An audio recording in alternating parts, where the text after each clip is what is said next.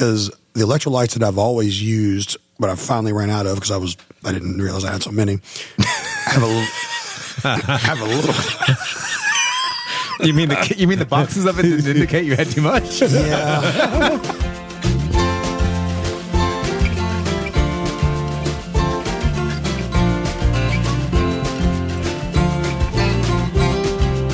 Hello, and welcome everyone to episode 247 of Mashup, the best bourbon conversation you are going to hear all week long. We're your hosts, Stephen, Anthony, and that lovable Kenny. Hello. Hey, I'm over here posturing. You were dancing, I guess. Pumping my fists. You're like a 3-year-old dancing over I'm there. all excited. Dance party? Yeah, dance party. And what am I excited about? I'm excited about a few things. Tell me. The first thing I'm excited about is that little fella, Rory, finally won himself a Masters, right? That's his first time. Breaking news just happened. Breaking news, yeah. It won't be old news by the time this airs on Friday. Well. But it just happened in our world, so we're happy to break that news to ourselves. Anyway, we're back here in the basement. Kenny is drinking coffee. And a unicorn cup. And is that a unicorn cup? Damn, dog. Embrace your inner unicorn. Wow. Holy cow, man. Wow. He's really coming out swinging. That's a good swag for you tonight, sir. Yep. But if only we had a Glen etched in that. That's an idea. That is an idea. Add it to the merchandise cart that hopefully will happen sometime soon. So you guys both know that something significant happened here in Kentucky. It's been happening over the last 2 weeks, it seems like. Mm-hmm. All this flooding that we've had. First and foremost, do you guys either know anybody that was affected by the flooding? Several, yeah. Yeah. My buddy Chris, Chris and Sherry, their house got jacked bad. Yeah, you shared that with me, and they're on the news too. Yeah, it was on the news, and you shared me that clip with me. And I'll just say this: I had the chance to meet Chris and Sherry back in July, maybe June. I can't remember when it was. That was my first time ever meeting them, and I remember going down to their place, it being right on the Kentucky River. And Chris told me he was a podcast listener. Yep. And he told me how much he liked wild turkey and everything. So you know him, obviously. I don't know him like you do, but I just felt devastated for them when I saw that. So, hearts go out to them. Many other in the state dealing with issues. Steven, anybody you know? No, I reached out to family. Luckily, we didn't get hit. But, okay. But I mean, it was all around, some of the family. Yeah. Just didn't get to their level. Well, that's good. I had a lot of customers that I've seen that I'm also friends with now on Facebook. I saw where they had a few of them had houses or some rental properties or Airbnbs and stuff that were also flooded. Man. Yeah, I mean, we can't seem to catch a break here in the Commonwealth. We got a lot of messages from listeners, too, who are asking us if we were doing okay, which was very nice of people to reach out and say, hey, are you guys doing okay? It's kind of hard to explain because the people that come and visit Kentucky, they see Lexington and Louisville mostly, and then they do see Frankfort because a lot of people go to Buffalo Trace, go to Wild Turkey in Lawrenceburg and Four Roses and all the other distilleries that we got around. And when you see all the beauty of everything that Kentucky has to offer, the last thing you're really thinking about is that Kentucky River can turn into a monster very quickly. And then not only that, but obviously in low-lying areas and other places where there's different water sources, it turns into a really bad time for a lot of people. So all those hillsides, just water rolls down it. Yeah. And at the bottom, right, the rivers and streams get big. Right. There was a lot of flooding in Louisville, a lot of other places. But so our thoughts, prayers, hearts all go out to all the people that are still suffering from the floods, even though a lot of us are okay. We're thinking about all those that were affected. But turning over to bourbon news related to the flood. Speaking of Frankfort. Speaking of Frankfort. So, I mean, everybody by now has seen the aerial shots of Buffalo Trace. Just last week, they came out and Harlan Wheatley had on what I call the Buffalo Trace FEMA jacket. I'm not trying to be funny, right? He was standing in front of the cameras and he was talking about how the distillery is planning to assess the damage in the barrels and their cleanup process. And I also saw a press release. We get those communications from Corey McCauley, who is does PR for Buffalo Trace, and I actually responded to that when I saw the release and said, "Hey, we here at the Mashup are thinking of all you guys," and he responded and said, "Thank you." So, Buffalo Trace, a lot of questions floating around. What do y'all think? I mean, first, so I saw the upstairs room where they have a lot of the old stuff or the expensive stuff. Yeah, I saw where multiple days before they got truly flooded all the way that they had already taken stuff out of there. Okay. That's good. So I'm assuming, this total assumption, because, I mean, why wouldn't they? I'm assuming they got all of the first floor barrels out. Whether they move them up to open spots higher in the rick house or whether they put them on a semi and just drove them away. I'm assuming that there weren't barrels that were flooded. I mean, I would hope. I mean, there was enough lead time coming up to it. It wasn't like it's like a flash flood. Mm-hmm. Yeah. They had like 2 or 3 days at least. So I'm hoping they got that stuff out. I mean, yeah, the rain went on for 4 or 5 days. Yeah. So even after the first day, like, oh, But crap. even before the rain started, Yeah. it was already projected. Right. Like it was projected multiple days ahead of time too. So I'm hoping / assuming that they did get everything out of there. Because also, like we talked about before we turned the mics on, what sits on the low floors?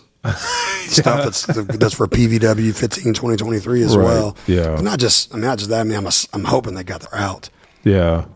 I'm hoping they did too. And the thing that's very eerie is all of us been through Bourbon Pompeii? Stephen, have you been through there? I know Kenny's been through it, where they have E.H. Taylor's old distillery uncovered. Have you been through there and No. seen that? So that's super eerie now, because when you would go to Buffalo Trace, like went there for a pick with Jackson's pretty recently. That was the last time I was there. And they took us through Bourbon Pompeii because a lot of the guys that were on the pick had never seen it before. So it's something they wanted to show us. So it's this old building that sits right on the Kentucky River that they're planning on using as an event space. But then they found out when they were going and remodeling it that it had all the old mash tanks and fermenters and things that E.H. Taylor used when he was distilling there. So he decided to refurbish all that. And on the wall, legitimately on the wall next to the window, they have all the different historic floods that they've had. Yeah. And they have them marked off. Yeah. And they say, like, the water was up to here. Can you imagine? The water was up to here. Yeah. I got a picture of that. You have a picture of it? Yeah. As far as I know now, they said this is the most historic flood ever. And so to see that and think of it as like imagination, right? Like, that's not going to happen again. I mean, you don't think that it's going to happen again, but that all had to be underwater. And they were using that to actually try to recreate, like, not recreate Colonel Taylor's original stuff, but the way he was making stuff. Mm-hmm. And so, God, I thought about that whole building probably being underwater. Like, No kidding. Yeah, it had to be. And then all the money they spent to refurbish that, I can't imagine it was cheap, because they had working, cookers and everything in there. Oh, that stuff had to be cleaned. Copper line. Oh, it's going to Yeah, have to be so- brutal. So much mud and God. 1978 was the highest. Okay. And either this was second highest or this was higher than 78, one of the two. That I'm not sure of. But there's the picture. Holy cow. We're going to pass that around here. Oh, yeah, man. Look, it's above. Look at that. That's crazy. That's just. And the people that haven't seen that, when you go to the Buffalo Trace, because I know they're going to rebuild and clean up, not rebuild. I don't think anything was damaged to the point where it's beyond repair. But once they clean up, there's going to be a new mark on that wall. And that's going to be pretty freaking eerie to think that it just happened. Now, I wonder how many times, like, I'm sure they have this protocol in place. They have for to. weather. They have to. I wonder how many times they've done it in the past for just safety reasons. Right. And just moved all the first floor stuff and didn't need to. Well, you know what? God, I hope they don't do it every year. That's a lot of work. I mean, that would be a lot of work, but man, I hope they did it enough, because the natural two questions that we're seeing everywhere. Number one, is this going to change? Because Buffalo Trace finally caught up to demand, it seemed like, or at least they're close to catching up to demand for a lot of their core products because of how much they expanded. It's not quite sitting on the shelves everywhere. Yeah, it's not sitting. But it's getting way closer to that. Right. Yeah, so I mean, it's getting really, really close to that. Right. So is this going to set it back? Number one. Texas must be falling off the shelf then. Yeah, there you go. Must be.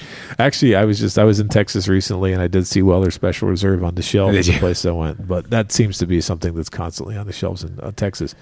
So that's the first question. The second question I saw all over every single bourbon group that I could see is, let's assume that these barrels weren't moved out of the warehouse and they were sitting there on the first floor. Then you just got to dump them out. Yeah. And then Yeah, there's just no way. That's take great the water. tax write-off or Yeah. something, whatever. Right. Yeah. That's Insurance, whatever. Yeah, I mean, and God, the biggest thing that I'm wondering about is you probably haven't seen the refrigeration unit there. Have you either? That warehouse, whatever it is, P. I think I was it wondering is. about that too. They have warehouse P, which That you is cannot move because it's just a big refrigerator on the main level. Yeah, and it's imagine. not that big, and it's right in the middle, I think, of the campus. I wonder if it sits higher than the rest of the area. I hope so. But it has like Well, so as far as like, Has the oldest stuff in it. It's all the best stuff. that's a refrigerator. Yeah, it's a refrigerator. So a refrigerator has to be totally sealed. Right. So the water should not have been able to get in. Okay. So it's just a matter of whether they were able to keep it running, to keep it cold the whole time, or if they had to go ahead and shut it off and it got a little bit warmer for 3 or 4 days. But That shouldn't matter. But the that water much. should not have got in there because it's a totally sealed up, Okay. So it should be okay. Yeah, this is the kind of analysis that I wasn't seeing in other places, since we're experts and everything. I sell But no, just appliances, thinking you know about what I'm saying? freaking- What's that? I sell appliances, dog. You self-fly? No, I mean, I just think these are legitimate questions about demand, about barrels that were damaged. And I know Buffalo Trace came out and acknowledged as much and said they're going to assess all this stuff. But like, people assume too that if the Kentucky River floods, that it's going to be like just water. What's the big deal? No, Steven just mentioned, he said gray water, or what's called Category 3 water. When it floods like that, it can have It could be black water too. I yeah, guess. like pesticides, runoff, bacteria, all kinds of stuff that you do not want anywhere near. For that restaurant and bar Yeah. in Louisville. Okay. Did you see what they did? They flooded their restaurant before the floodwaters got up. Really? So that way they had clean water from their sinks and everywhere that flooded it. And if you looked, it was clear inside the restaurant and all the muddy was outside. So their water, them actually flooding That on actually purpose kept it out, right? Holy so that cow. way all they have to just get rid of is water, not all the crud and the crap. Wow. Wow, that's amazing. That's thinking ahead right there. No kidding. Man, It's a very popular place in Louisville, and I'm literally drawing a blank because No, that's okay. I'm an old fart. the one I saw was Proud Mary's. You know Proud Mary's down there on the Kentucky River barbecue. We get a fried turkey from there every year for Thanksgiving. Do you really? Yeah. Why would you do that? Just because it's like a tradition of something fun. I know you fry turkeys. Kenny fries turkeys. No, I mean, I usually smoke them. You smoke them. But That's you're right. only reason I'm asking is you're actually a really good cook. So I'm wondering why you don't just smoke it yourself at home. Thank you. The smoker I did not have this year. Did Okay. I? Or maybe I did, and we still decided to do it. I didn't get bold enough to do it yet, Gotcha. but this is the first year of the smoker, so I'll probably do it myself. Yeah, but man. man, I was watching those pictures of Proud Mary's, like backing all the way up, and I was like, man, it looked like it was getting swallowed by the dang river, but I think they're okay over there. But their whole up to the back deck was flooded all the way out, and I don't know if it got up into the restaurant or not. But I was thinking about that place too. So, Well, a bottle's coming out soon then. what's that? An E.H. Taylor. Flood Survivor Series. Well, you know what the sad part is? Okay, so I would never mention this group, and I'm going to have to send it to him after I mention it. But there's a group called LFG. Do you know what LFG, Kenny, or not? Yeah, I think I left that a while back. But yeah. Okay, yeah. So LFG is kind of a group that's been around a while. They do a lot of good time stuff, but they're affiliated with San Diego Distilling. But Ryan McGuire is the guy's name that runs it. But they had picked an E.H. Taylor, and they dipped the wax and called it Flood Survivor the last time the flooding happened to benefit, I think, maybe Eastern Kentucky or I Western think to benefit Kentucky? their pockets, maybe. That's kind of why I left that group. But Well, anyway. you said that. I didn't say it. But, I mean, the thing is that they created that bottle, like a fake version of that bottle. Oh, wow. And now, so it's out there, coincidentally. So if Buffalo Trace, and I think Buffalo Trace is not happy about that. I'm pretty sure they probably sent a cease and desist or something like that. But there's a version of that already out there called Flood Surviving H. Taylor. So had to talk about that because it's out there. But yeah, I don't know what else the future holds. But Stephen, welcome back. Thanks. I know you're on a little short hiatus there due to fasting. Due to fasting. Speaking of surviving. Yeah. So I made all He was kinds of eating himself from the inside. I don't know if you listened to the two episodes that we recorded with Shannon, but I kind of poked fun and talked about my own experience of fasting and how I almost peed myself. Which is the crazy story. Right. So what Kenny looks like he wants to say something real quick. I had a lot of listeners reach out Yeah. and say they really enjoyed when actually Shannon was on. Really? Like a lot. How about that? So give it yeah, I think it's because we never have any female voices at the I think it's because she gives microphone. me a hard time, too. Yeah, she gives you that. Anthony just had to sit back and many just watch. many times where I lit the fire and then I backed up and was like, okay, I'm good with this one. Yes, you did. And he was like, no, dude. I was missing Stephen and Jason right Yeah, then. he said that. He actually said that too. Yeah, for sure. But oh man, so fasting, sir. Tell us, how did this come about? And, That's a good question. It's just one of those things that kind of just popped in my head to try. I was like seeing it places. I'm like, okay, let me look into it more. I wish I could do it. I want to do it. Yeah. So my original goal at first, so I work out with this group, right? And a couple of them did like this 3-day fast. Is it the YMCA? No. Okay. YMCA. And so I was like, man, that 3-day, that sounds awful. And so weeks went by, and like I started looking into it. I was like, maybe I can do a week fast. Oh man. I was like 7 days, and then I started backing that down to 5, and then it went down to, okay, I'm going to try to do 100-hour fast, which is like 4 days. So I got all ready. The biggest thing was to make sure your electrolytes, you kept those up for basic functioning of your body. So I bought this like, fasting electrolyte stuff I drank with my water. Wow. The biggest thing for me would be I wouldn't need to be out in a desert or a forest where I had nothing around me, so I had no choice that I couldn't. Right. I mean, hey, can you have beef jerky with the electrolytes? Low sodium. Yeah. Continue on. So I started it, and the first day was pretty easy, to be honest with you. I don't know if it just the night before I had a nice steak and potato and asparagus, as a farewell to food. Yeah. you're kind of full then. Yeah, I was a little full. And of course, the first night we're making the kids dinner, and what does my son want? Whoa. He wanted bacon. And I'm like, you gotta be kidding me. I'm like, how am I supposed to start this thing off and the smell of bacon is throughout the house? That'll test your willpower. Oh man, it did. So I survived that. And so I got through day 2, 48 hours. Okay. There were periods where my hunger like ramped up, and I just had to like ignore it for a couple hours. Did you yell when that happened? Were you like, yeah, it hurts? Yeah. Can you take sleeping pills when you're fasting? Just to like get away from it. Just sleep for 100 hours. That's what I'd have to do if I had to fast that long. Kenny's already trying to find ways to hack it. He hasn't tried it yet. I know. Well, I don't know. Here's the thing. Most I've done is about 24 hours. Okay. Here's the thing about pills, because I was thinking about if I had a headache or something, like your enzymes in your belly start going away. Right. And like your acid starts depleting like the making of it because nothing's in your belly. I was thinking if I need to take a pill for something, how's this thing going to break down? I guess water, but it would take a long time. Okay. I don't know. I started thinking about what you just said. You might not be able to take that pill orally. Might be a different way. Kenny. Just saying. We'll have to do some research on that. We'll get back to you. Scientific stuff coming up soon. Report back, Andy, okay? Yes, we will. Facts will not be optional. You're going to have to video that. I have to go to our OnlyFans, right? There you go, OnlyFans. So the weird thing is, I think it was like 56 hours into it. It was like 10:30 at night the next day. Okay. I started getting nauseous. Ooh. Which was like a weird thing because like I went that long. You would think, okay, I have no food. I'm done with being those Throw up your intestines? Is that what you're going to do? Yeah, It's gonna that's come out? that's a dry heave, right? So finally I broke down.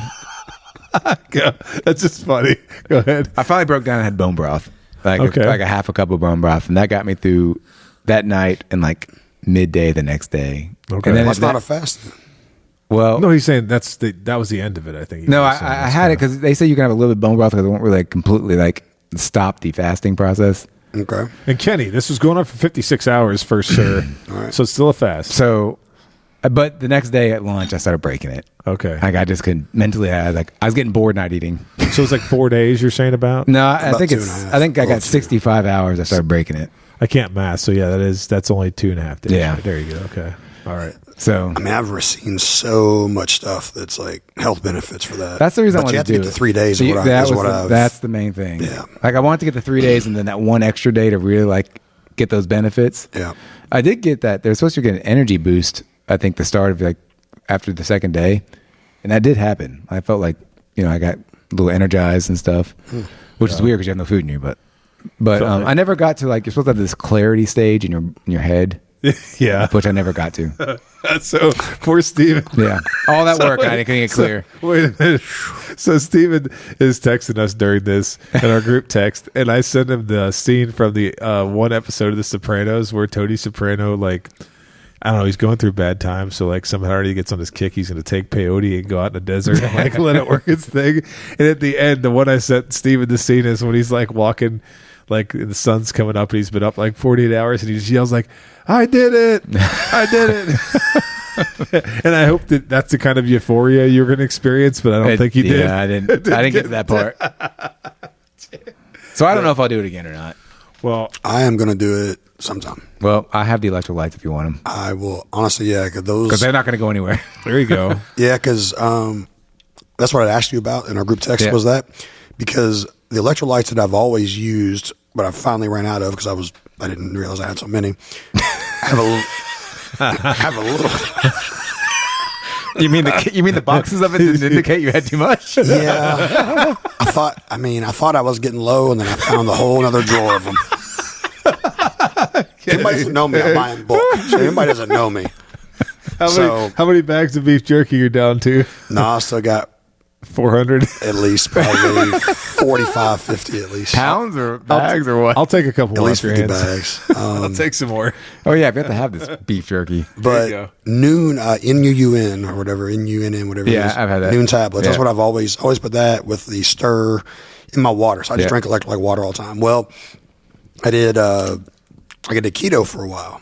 And those have actually just enough carbs in there to kind of mess up your actual ketosis. Mm-hmm. So I'd actually got Waterboy because Waterboy doesn't have the extra carbs that the Noon does. Mm-hmm. So when I was going to do a fast, I'm like, I got to get the Waterboy versus having the Noons. But the stuff you have looks like it's actually legit, even made better for that. So I'm going to have to borrow some of that. Yeah, definitely.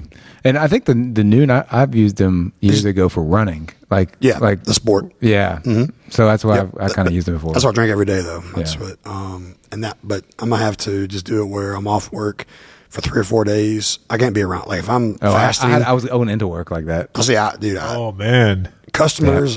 Dude, I don't have to do it. I don't have to do face to face. Oh, dude, I would probably punch somebody right in the face. If I was fasting like that, they eat their face. They're hungry. They come in and yelling at me because their washer's broke. Let me tell you something, local man. So yeah, take swing at customer. Needs to be restrained. I take like 3 or 4 days off and just I'm about to sleep. I'm going to have to really sleep a lot. Well, you can do it. You can your last meal could be Thursday, then you just have to do it Friday going to work, and then maybe you can do it over the weekend. That first day wasn't bad. Oh, yeah, that's right. No, I just got to take some time off work and do it. Because, really, you hit that day 3, man, it's when your body's supposed to just be eating and depleting all of the bad cells, the irregular cells and all that stuff. It's supposed to be legit. Yeah. Like, for real. If I did that, my body would be eating nerd gummy clusters. That's what's lining my belly. Num, num, num. Oh, my word. It's not really a fast. You start off with 3 bags of nerd gummy clusters. Oh, man. Oh, my gosh. Well, all this talk about fasting has me thirsty. Well, I don't know. We should just drop the mic and go to Taco Bell then. There you go. I said thirsty, not hungry. Baja Blast. I was thinking the same thing. You guys are on the same page, huh? Baja, Baja. Goodness.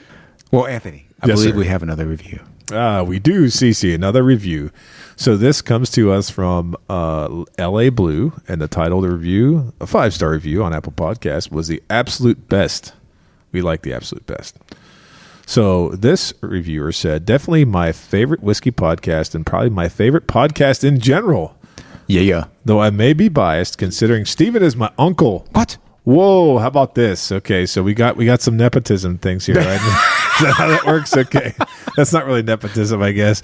Okay, but in all seriousness, I've been an avid listener since day one. The friendly banter, food talk, and laughing fits make me feel like I'm sitting at the table BSing with my friends. And as a semi-career bartender, I love hearing, learning about all the great whiskeys to help me be a better salesman for any relevant bottles that come through my bar. I'm patiently waiting to hear what you guys think of the Nomad Whiskey Care Package I sent yous, nudge, nudge, and I'm looking forward to more bottle talk. On a semi-related, unrelated note, a buddy and I have a cryptid podcast we do on Twitch every Tuesday called The Cryptid Files, shameless self-promotion, and thought it might be a cool idea to have an unusual crossover with yous when we cover some Kentucky cryptids. We'd love to hear your thoughts on the idea. Keep up the great work. Cheers. So what is cryptid? Am I pronouncing that right? Yeah, cryptids. That's that stuff that's over there close. It's like just outside of Jackson's liquor store. That's the cryptids. You should be familiar with them. You jerk. Oh my gosh. So wait a minute. Let's back up You here. can buy them. So Steven, you obviously know who LA Blue is. You don't have to blow LA Blue's cover here. But so this is your nephew that is a listener, and I'm actually going to type in what cryptid is now because I don't know what it is. And we just want to say thanks. Actually don't know about it. I read that and I was like, oh, I did not know that. Oh, it says an animal whose reported existence is unproven, like Bigfoot or Loch Ness Monster. Oh, so Squatch. Squatch. Like the Squatch. And, you know who's going to be their best listener? What's that? Kenny. There you go. No, I don't believe in all that.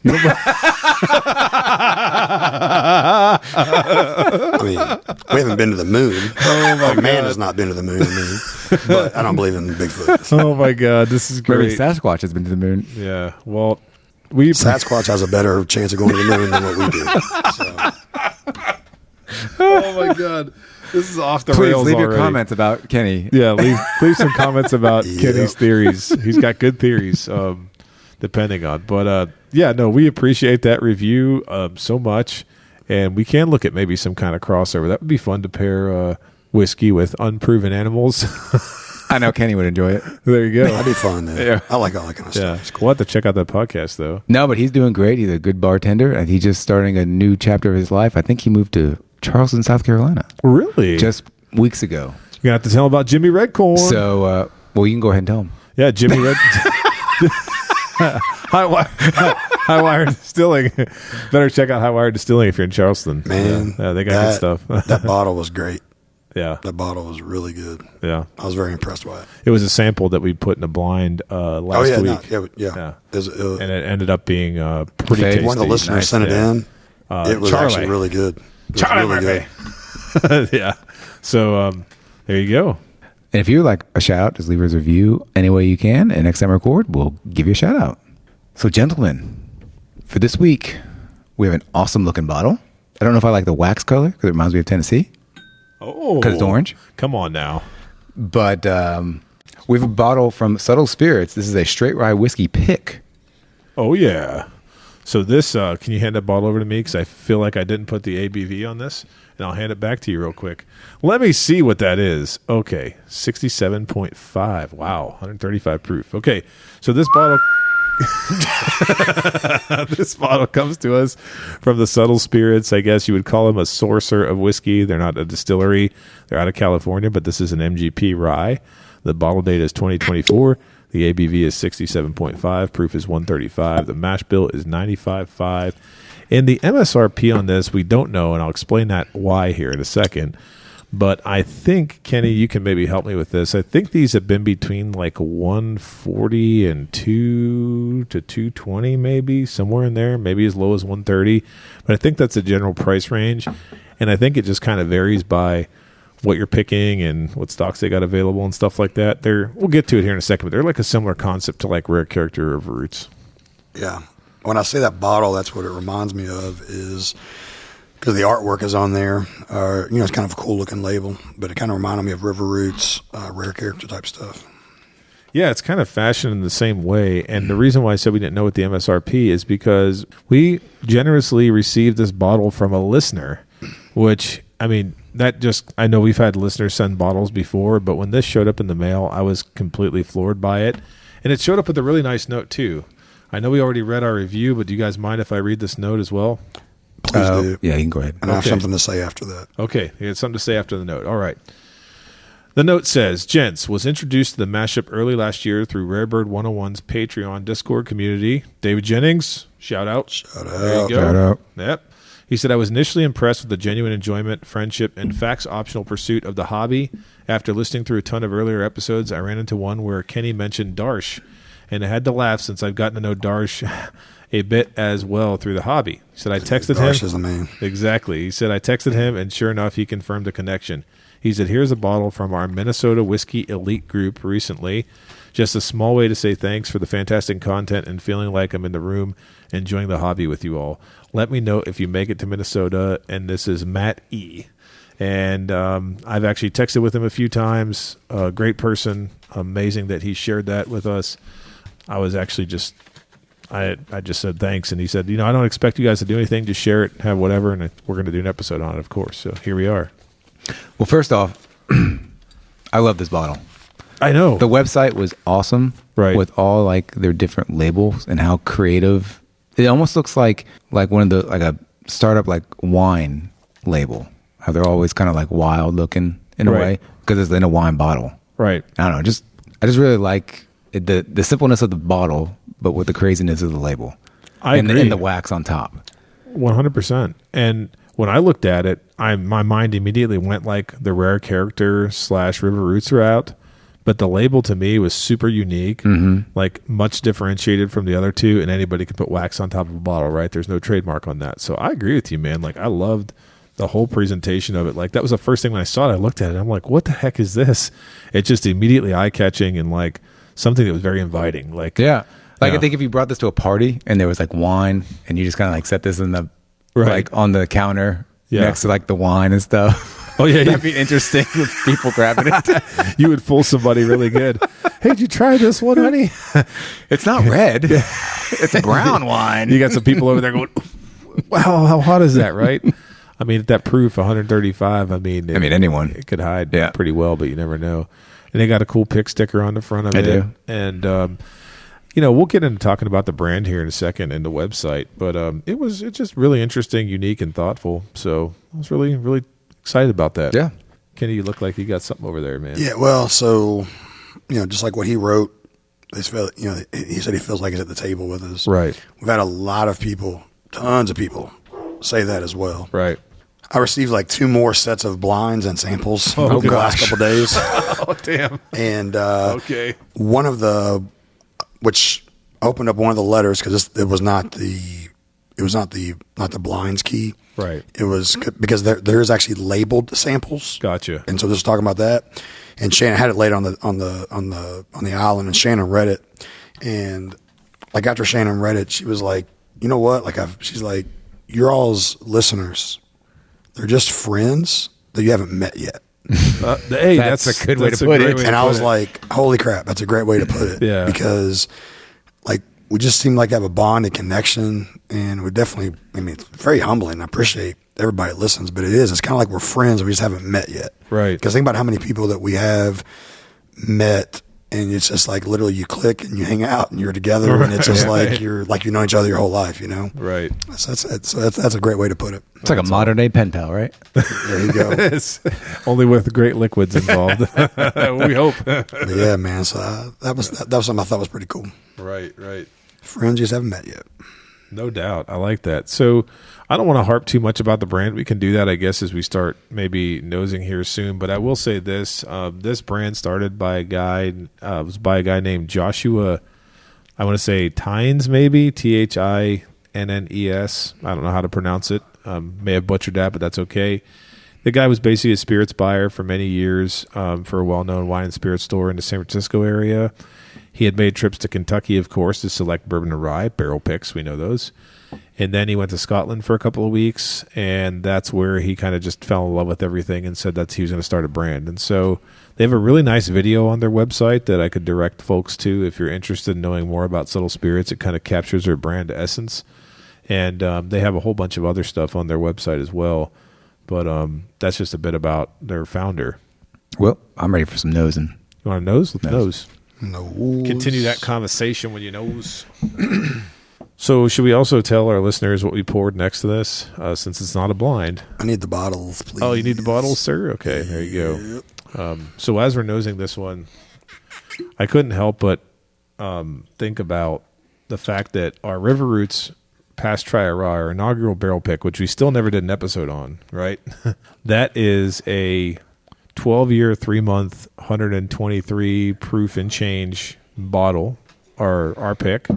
And then this one came in at almost 12 years and 135 proof. So being both at their 95.5s, I thought it'd be a great thing for us to at least try next to it to kind of get an idea of what we think of it. So nose notes?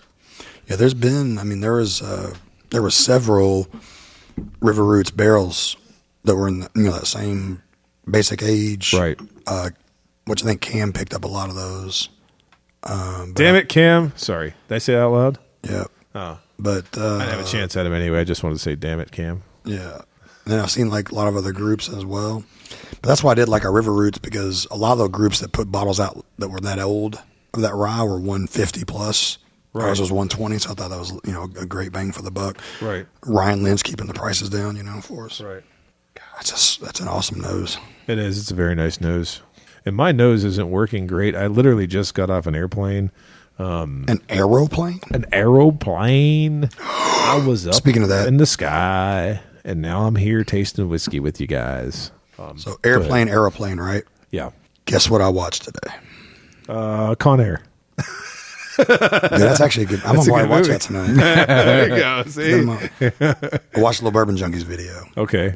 And something we did not talk about that's happening in Kentucky, we talked about the floods, was that new distillery that's like, what, $250 million invested that is closed right now. And Dan, I even texted Dan, and he texted back laughing. He called it Girard County. I'm like, that's what Anthony says. But he did say, he's like, I'm not sure if it's Girard, if it's this, if it's Garrett. So it is Garrett County. But, I say Girard. That was so funny. Yeah, that's great. Dan said I laughed so hard when I heard that. I knew I would never live that one down. So, hey, Dan, in good company with him there. That's good. Yeah, the nose on this Subtle Spirits to me presents like a pretty classic MGP high age rye. Get a little bit of those like pickly spices and stuff like that on the nose, but I'm also getting like a sweet backbone. Super sweet crazy backbone. Sweet. Like crazy sweet, yeah. Are you guys getting the ethanol as well? Yes. Yeah, definitely get some ethanol yes. for sure. I'm getting the sweetness too, but that ethanol is, I'm having to fight through it. Yeah, I'm kind of wondering what it's going to be like when I actually taste it, because I'm actually nosing ours next to it. Oh, you are? And ours does not have that same ethanol. Yeah. Even though ours is 120 something proof. I mean, that's why it's hard to blind ours versus this, and that's why I just wanted to have it here like a sort of a test, because you can still blind it though, as long as you don't nose. That's true. Yeah. I just love ours so much. So, but here we go. I think I'm still going to start just tasting as we're talking. Let's go. I might as well. We're having a conversation. Yeah. Oh wow. You like it? Yeah. First sip is good. Yeah. Knows it? Yeah. Yeah, it's got a nice long finish too. Really My goodness. Woo. I kind of wanted to be blinded with it before I sip it. Oh, you do? Kind of. Uh-oh, Kenny wants to be blinded. Okay, so full disclosure here. That bottle of River Roots, our pick, that's about a third of the way gone. That is my second bottle. The first one went kind of quickly because I sampled it to a lot of people that weren't able to get a bottle. I promised I'd do that. I sent one out to Rick, Wife Drinks Whiskey. I gave one to Nathan Taylor, I'm pretty sure. I gave one to a lot of people. So I didn't drink that first bottle alone. We tasted. I brought it over here to Kenny's one time when there were people tasting. I know that we all sipped at that time for some of the guys that didn't get a bottle. So this is being the bottle number 2. It'd be hard for me to blind it just because I've sipped it quite a bit. A lot. Yeah. So anyway, do you want to be blinded, sir? Is that what you're going for here? You really can't be unless we transfer them to other glasses. Oh, no, these are the same glasses. Oh, they are? Okay. I can just close my eyes. You can hand me either one. Oh, do you want to do the honors? Let's do that real quick. Yeah. Want to do that? Hand me either one. These are and I am drinking out of Cam's Drums and Drams special glasses here. I forgot what they're called. They're called Cheater. Well, he said Cheater glasses. I don't know if it's Snip. I don't know what these are. It's a weird looking shape though, right? Kind of look like a flower, like the shape of a flower, like with a wider bottom and like a more tulipy kind of front. While Kenny is blinding and Steven's doing that, man, the Subtle Spirits is good. I don't think I can't wait to hear what Mr. Blindman thinks, but I don't think that they actually have the same profile. I think that they're different, and they both present in different ways that is unique and good for both of them, which is what I like, because we're going to get into talking about this soon, I'm sure, but a lot of MGP Ultra Age product that wasn't available for such a long time is now hitting the market. because the bourbon slowed down a little bit and things of that nature. So there's more 10-plus-year-old bourbon and 12-plus-year-old rye of MGP on the market than I've seen in the last 4 or 5 years. You definitely can taste the 10 extra points. Oh, absolutely. On proof. Well, I think so. I'm assuming you handed me the subtle spirits first and our pick second. Why do you say that? Proofiness. Would you hand me the left one second and that one first? Yes. Okay. So, like Anthony said a minute ago, I guess it's tougher to blind. I thought I could do that. Right. But they're both very, very good, though. Ours taste older, but we even said that before. Ours is more just, it's like just tastes just deeper, darker, just really old. But I do like the subtle spirits a lot. Yeah, this is going to sound like I'm a homer, but it's funny. What I like about the subtle spirits is also what I dislike about it. It punches you more. Yeah. I like the fact that ours came out, and this is not what we intended this episode to be, was a comparison. It's meant to showcase subtle spirits in this wonderful bottle you're given. But ours is like just soft in the right way. For 120, almost 124 proof. Ours drinks way under proof. Way under. And this Drinks. I'm not saying this drink's overproof, No, but it drinks right at proof. Yeah. So the drinking, But the it subtle tastes spirits- like it's like, instead of 10 points, it maybe be like 15 points different Yeah. almost. Right.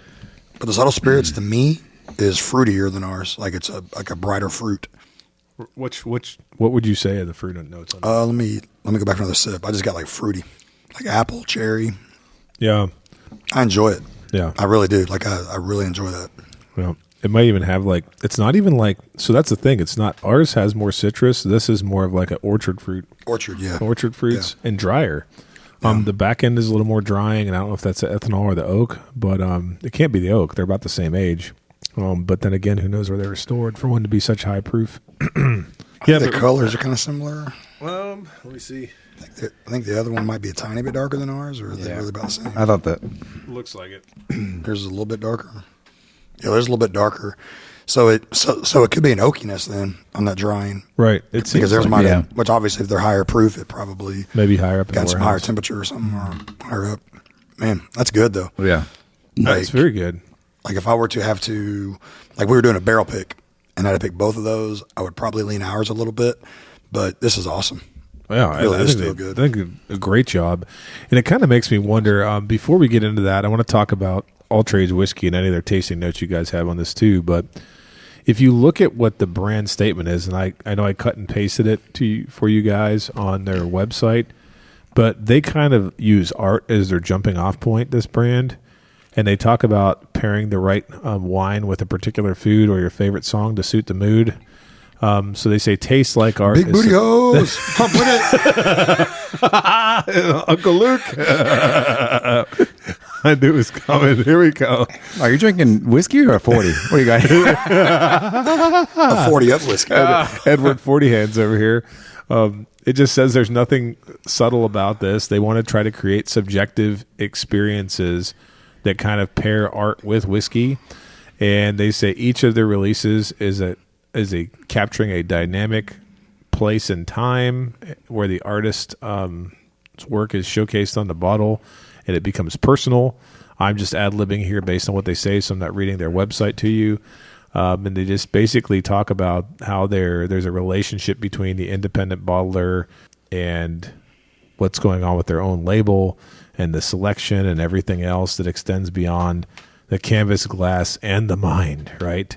So in a nutshell, I say that what they're doing looks like a cross between River Roots and Rare Character, and I say that with all due respect because I know I think it's true though. I know, but River Roots and Rare Character would probably both be like, no, don't say that. Don't associate us with them. They're all being distinct, but I still think there's unique selling points for each of them, and I'm not speaking for those brands. But I just like this. I like this push in whiskey.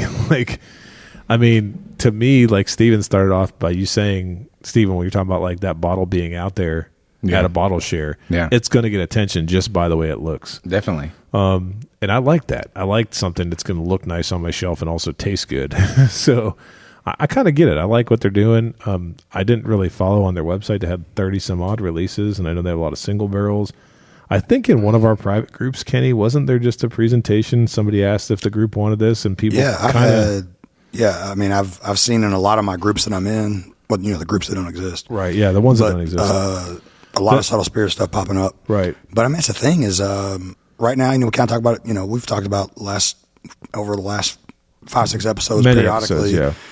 About the downward spiral, the downturn is bourbon over, blah blah blah blah blah. But you're gonna have a lot of stuff like this where you're gonna get some older aged spirits that a lot of bourbon brokers have these barrels. Yeah, and they're gonna be selling them to people like this. Right.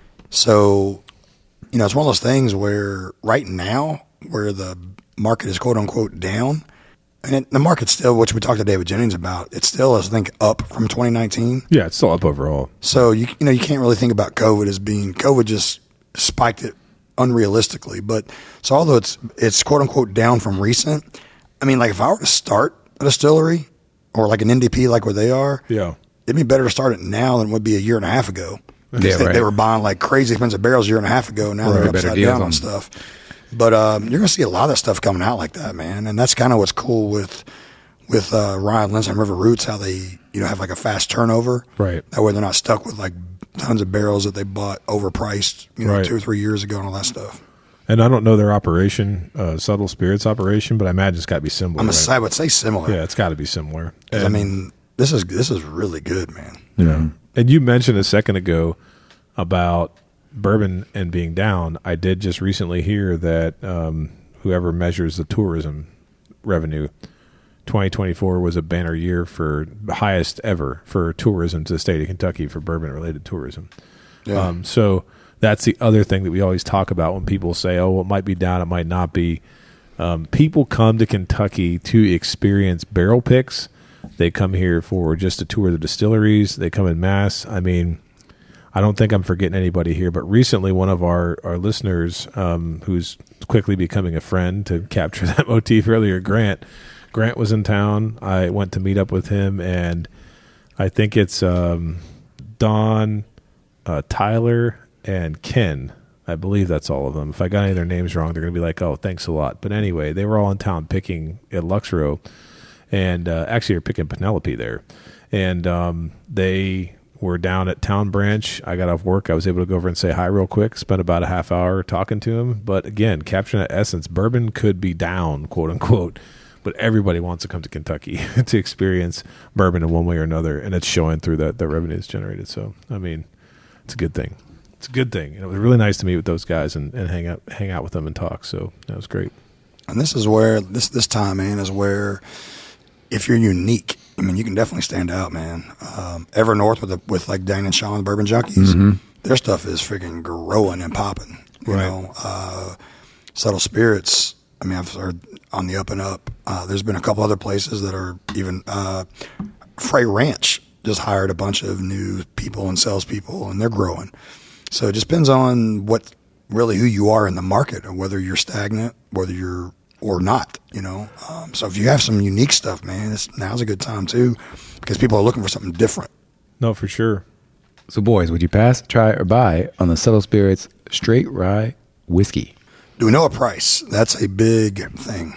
I don't know. I was just going to say, I was Googling, and it looks like a lot of the 6 to 8 year, 9 year stuff was 120-ish. Okay. So I don't know the price. I was like 109 to 125 for a lot of 7 and 8 year, 9 year stuff. Well, do you want me to go into our one group and see what the price was of the thing that they were proposing to get or not? I can do that. Let's do it real quick, yeah. Yeah. Because I had written down 120 for some reason. I guess I was listening. I just came up with that number. So, man, I'm looking at, for example, on Sealbox, Subtle Spirits 7 year, $130. There was a Subtle Spirits 8 year for 109. So I just don't know if this is $150, $120, $180. Well, one place I saw it online where people were trying to gauge interest, they said it would be between 180 and 200. Okay. Oh, wow. For a 12 plus year old, which this is not 12. So this being that it was picked in long before it was probably bottled in August of 24, it probably was closer to 140, 150. Don't you think? I mean, that'd probably be a safe assumption. I was going to say, for sake of this, probably put it 150. Okay. Yeah. That's what we're dealing with. So I just go first. I would probably buy this, but I have to couch it and say that I would buy it so long as I knew what I was buying. I didn't know this when our listeners sent it. I didn't know how I'd like it. I still like our pick slightly better, and our pick was $130 after it's landed, right? Mm-hmm. After taxes and everything was closer to $130 when it was landed and shipping and everything. I think somewhere around there. Ours was $120. $120, but then after it went through. But it is a $25 shipping. Right. But then if you buy multiple bottles, it's, free shipping. Right. But. So I was just trying to give an average of okay, yeah. So it was more, yeah. Anyway, they're about smash even to me, and I'm still like a buy to a buy minus on this, just because the proof gets me a little bit, but that's like being very critical. I like it a lot, and I'm so happy that we got it. You kind of stole the words out of my mouth. Oh yeah, I was actually going to say a buy minus on it. Okay, because of just the ethanol nose of it. Well, there you go. Because I thought this is a great. I'm starting to really love these 12-year ryes. And Dude, and I thought, the money is, about that mid 100 range. Right. Similar to what, kind of ours was. Yep. But you're right. Ours drinks better, but you can't buy ours. So I can't really compare that to anything. Right. One thing we forgot to mention about their website is all their picks. They all have a volume number on it. So you don't have to remember some silly like bottle name or anything. Oh, really? So like they'll have their private picks and be like volume 1, volume 2, volume 3, and say what they are. Okay. So this is actually a volume 2. Oh, nice. And so it's easier to reference. So that group has picked something else before, is what you're saying? No, I think off the Subtle Spirits website. Okay, I got you. So okay. like they kind of number their picks. Makes sense. So it's easier to like look for them. And that back label is handwritten, right? I mean, it looks like there's a Sharpie on it. It looks like it, which is crazy. I just can't imagine starting a whiskey brand and having to handwrite every single label like that. I mean, it's pretty cool. I know a lot of others do too, so I don't want to like do it. But it's pretty crazy. It's a labor of love right there. I mean, from our first sip, we both looked at each other and we're like, "This, we liked it a lot." Right. Just the only, like you said, the only knock is the proof. Right. Is just the nose a little bit. I never thought I would come out and say I actually like a little bit lower proof. Yeah. and one more thing before Kenny renders his verdict here, because I see Kenny's actually going and getting more stuff off the shelf as we were talking. Got some steps in, extra steps in. Yeah, extra steps around the basement. It's not just about fasting anymore. It's about getting those steps in. But we don't know. This is fresh crack. We just opened it. It is. It could mellow a little bit. It's true. I personally don't think our River Roots has changed that much once it's been open to what it tastes like. I feel like it holds up pretty true, so this might be the same way. But if a little bit of ethanol kind of goes down a little bit, burns off a little bit, get the lighter out and burn it off. Might blow up. There you go. 135 might catch on fire. Might have a blowtorch. But no, that might make a difference too if it's open longer. So this is definitely one I'm going to want to revisit, and because it was listener supported, I'll be putting it in the smaller sample bottles for you gentlemen as well. So there you go. Kenny! All right, so I have 3 answers for you. 3. Pass, try, and buy? Pretty much. Here we go. If this is 120-ish like ours, I will be a buy. Gotcha. If this is around 150, I will be a try. Okay. If it is above 150, I will be a pass.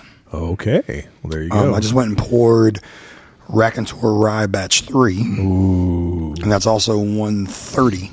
Right. And I like that Raconteur Rye Batch 3 better than this. So at 150, I would try this, though. Gotcha. But, my answer, I just got to be there. I got to be 120-ish, 125-ish. Right. A buy, 150 a try. Above 150, got to be a pass. Okay. So, because I really feel there's going to be a lot of 12-year MGP rye barrels floating around there. Right. And depending on which distillery that you happen to get that from, which NDP you get that from, the price can get down to 120, 130. Right. Well, I'm sure I'm making this up, but I won't use anybody's name because I can't remember where I heard it, but I thought I remembered one of our friends recently texting in one of the group chats of the many that we have saying that he or she be very cryptic here, got to taste a lot of new 12 to 14-year-old MGP rye barrels and didn't like any of them. I could be making it up. I don't know what company they were going through in NDP. Yep. That's definitely something to remember. Something I remember. I don't know which. I don't know which NDP it was that had them. I don't either. Yeah. But I remember thinking to myself, like how in the world could you have bad 12 to 14-year-old MGP rye? And apparently, according to this person, that wasn't good. Which we explicitly trust his palate. Oh, yeah. Oh, I said he or she. I said he. So, yeah, we trust the palate there. And, it was just eye-opening because then I thought to myself, if you got all these NDPs out there putting the stuff, like Kenny, like you just said, where do you draw the line? Where does it become something you want to get, and who do you trust? And I think that's a lot of this market right now. So you can't assume every single 12 to 14-year-old MGP rye that's on the market at high proof is going to taste like River Roots or like this the Cell Spirits pick that we got. So yeah, and got a local guy that started up an NDP distillery as well. Okay, and he has some 13-year barrels coming in. Ooh, and according to him, we do have first dibs. Oh, so we will probably have our second mashup pick coming soon. Oh, that would be awesome. So if he gets a lot of barrels that we like, who'd you say thirsty? Yeah. There you go. If we get anything like the first one we put out there, then y'all will be proud. Yep. Yep. Boom. And with that, thanks for listening to this episode. Please like and follow us on Facebook, Instagram, and Twitter at The Mashup KY. Don't forget to visit our partner, bourbonoutfitter.com. Enter code THEMASHUP for a special discount. Also, head on over to our partner, the Woodwork Collective, at woodworkcollective.shop. Enter code MASHUP for a 15% discount. Also, let us know your thoughts in the comment section. Until next time, keep